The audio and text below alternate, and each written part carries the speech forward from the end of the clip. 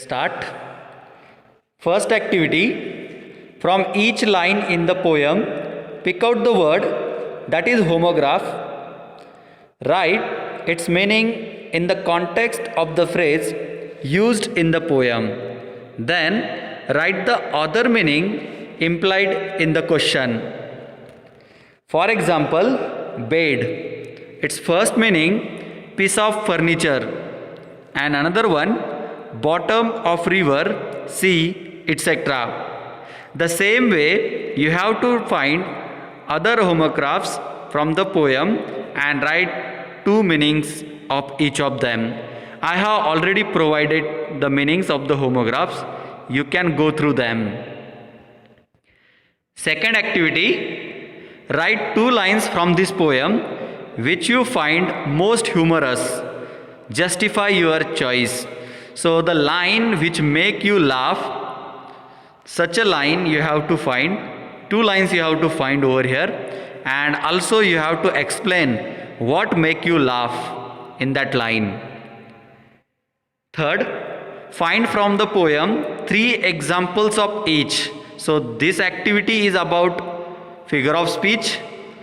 Which are those? Interrogation, pun, personification, alliteration. So interrogation is the question, rhetorical question. Pun, the line with a homograph. Personification, something is personified. Alliteration, repeated sound. Find the lines accordingly. Fourth activity, form groups of 4 or 5. Think, discuss and add at least one more stanza using the same style and devices as the poet has used. It should include homographs, interrogation and the same rhythm and rhyme scheme.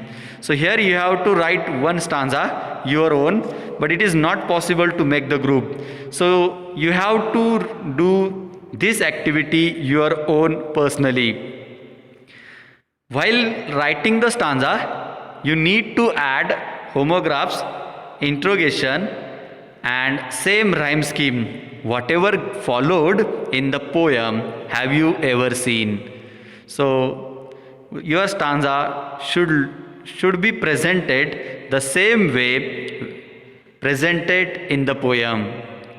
Fifth activity, read the following sentences carefully, then fill in the blanks using appropriate words from the brackets to make puns. So here this activity will help you understand the figure of speech pun. And the last one, read Alice in Wonderland by Lewis Carroll. So this is all about solving English workshop based on the poem Have You Ever Seen? I hope you all have understood the given explanation.